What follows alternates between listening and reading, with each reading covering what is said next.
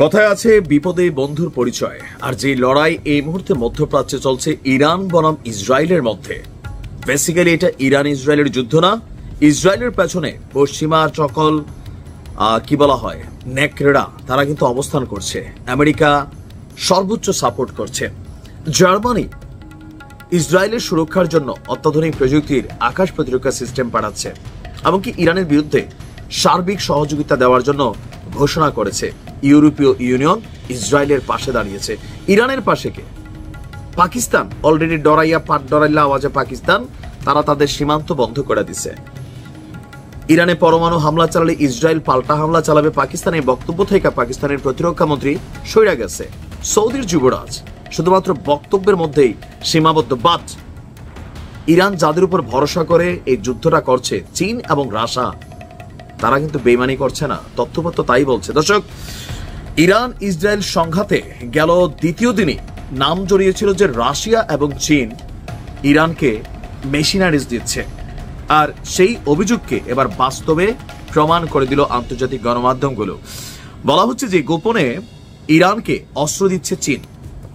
ইরানের রাজধানী তেহরানে গতকালকে বেইজিং এর একটি কার্গো বিমান নেমেছে, আর সেই কার্গো বিমানটি নামার পর থেকেই শুরু হয়েছে জল্পনা কল্পনা। মিডিয়ার প্রতিবেদনে দাবি করা হয়েছে এই বিমানটি আকাশে থাকতেই ট্রান্সপন্ডার বন্ধ করে দিয়েছিল ইরান এবং চীনের এই কার্গো বিমানটি, যাতে রাডারে সেই বিমানের অস্তিত্ব ধরা না পড়ে। সেই থেকেই বলা হচ্ছে যে তাহলে কি গোপনে ইরানকে বিপুল পরিমাণ অস্ত্র সরবরাহ করছে চীন? কার্গো বিমান তো বোঝেন, যেগুলো দিয়ে মালামাল বহন করা হয়। এই কার্গো বিমানের মধ্যে যুদ্ধের এই পরিস্থিতিতে কি পাঠিয়েছে চীন? নির্ভরযোগ্য সূত্র না থাকলেও বিভিন্ন গণমাধ্যমগুলো বলছে যে এভাবে ট্রান্সপন্ডার বন্ধ করে ওই বিমানের অবতরণের ঘটনা কোনো সাধারণ ঘটনা নয়, গোপন কোনো অভিযানের দিকেই ইঙ্গিত করে বলে জানিয়েছে গণমাধ্যমগুলো। আর সকলেরই জানা ইরানের সঙ্গে চীনের সামরিক এবং কৌশলগত সম্পর্ক রয়েছে।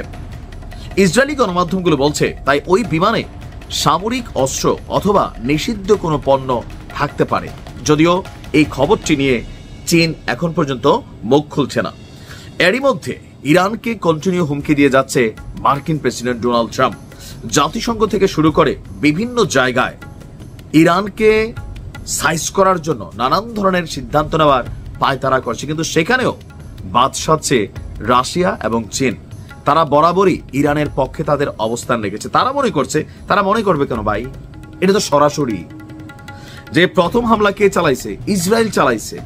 টার্গেট কাদের কি করছে? সাধারণ কোন যে একটা পরমাণু স্থাপনা কেন্দ্র নো।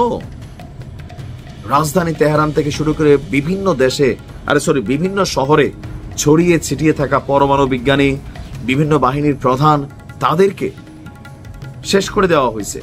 তো স্বাভাবিকভাবে পুরো ঘটনা গভীরভাবে পর্যবেক্ষণের কথার পাশাপাশি তেহরানের পাশে সর্বাত্মক সহযোগিতা করার ঘোষণা দিয়েছিল চীন। এখন চীন, রাশিয়া, তুরস্ক, পাকিস্তান, সৌদি আরব সহ এই রাষ্ট্রগুলো কথা বললেও আমি বললাম না যে শক্তিশালী ভূমিকায় আছে চীন এবং রাশিয়া। যে ভূমিকাটা আরব রাষ্ট্রগুলো রাখা দরকার, আপনি পাচ্ছেন কারোর কাছ থেকে এরকম বক্তব্য? মুখে মুখে এটা করতে হবে সেটা করতে হবে, কিন্তু পাট ডরাইলে সব। যদি আমি বাচ্চা থাকি, জীবিত থাকাকালীন, আর আমার ইউটিউব চ্যানেল বা ফেসবুক আল্লাহ আমার রাখে, আমি ওই দিন দেখতে চাই যেদিন পাকিস্তান রে ধরছে, এদের কাছে মেশিন আছে ভাই, তুরস্ক রে ধরছে, জর্ডান রে ধরছে, মিশর রে ধরছে, সৌদিরও একাংশে ধরছে। ওই দিন দেখা মরতে চাই, যদি গ্রেটার ইজলি কখনো তৈরি হয়ে যায়। ভালো থাকুন। দুইটাই রিকোয়েস্ট থাকে। প্রথম হচ্ছে দোয়া। দেখেন, দোয়ার একটা বরকত আছে। আমরা তো আর গিয়ে সরাসরি যুদ্ধে অংশগ্রহণ করতে পারবো না, সেই জন্য যেই জায়গায় আছেন সেই জায়গা থেকে দোয়া করবেন, আল্লাহ যেন ইরানকে সফলতা দান করে। নাম্বার 2, এই খবরগুলো শেয়ারের মাধ্যমে ছড়িয়ে দিবেন, কারণ আমাদের কমেন্টেও দেখবেন বহুত লেসপেন্সার আছে যারা ইরানের এই সফল অভিযানগুলোকে পছন্দ করছে না।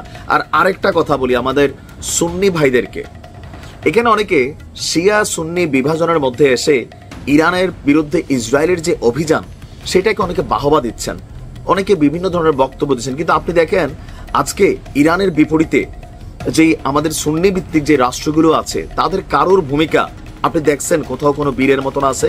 সবগুলা স্পেন্সার হয়ে আছে। সুতরাং শিয়া সুন্নির বিভাদ পরে রাইট নাও ইরানকে সাপোর্ট দেওয়া আমাদের নৈতিক দায়িত্ব। ইরান এবং ইসরায়েলের মধ্যে চলমান যুদ্ধে ইরান বলছে আজকে যে হামলা চালিয়েছে এটা তাদের ইতিহাসের সবচেয়ে বড় এবং তীব্র হামলা। পুরো ইসরায়েল জুড়ে রাজধানী তেল আবিব থেকে শুরু করে জেরুজালেম থেকে শুরু করে পুরো ইসরায়েল জুড়ে অ্যালার্ম বাজতে শুরু করেছে। ইসরায়েলের রাজধানী তেল আবিব ছেড়ে শত শত মানুষ পালাচ্ছে, কেউ বা আশ্রয় নিয়েছে আজকে নিরাপদ বাংকারে। বিভিন্ন জায়গায় একযোগে চালানো হয়েছে ইরানের সফল এই হামলা।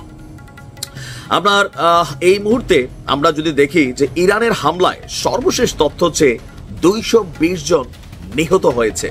সংখ্যাটা কাছাকাছি চলে আসছে, আমাদের সংখ্যাটা 600 পার হয়ে গেছে, আর ইসরায়েলের সংখ্যাটা 220-এ আছে, বাট কাছাকাছি যাচ্ছি আমরা। আর আমরা যদি দেখি চলমান যুদ্ধে আমাদের টোটাল আপডেটটা হচ্ছে বিবিসির লাইভ প্রতিবেদনে জানানো হয়েছে জেরুজালেমে বেশ কয়েকটি বিস্ফোরণের ঘটনা ঘটেছে, তেল আবিবেও বিস্ফোরণ ঘটেছে।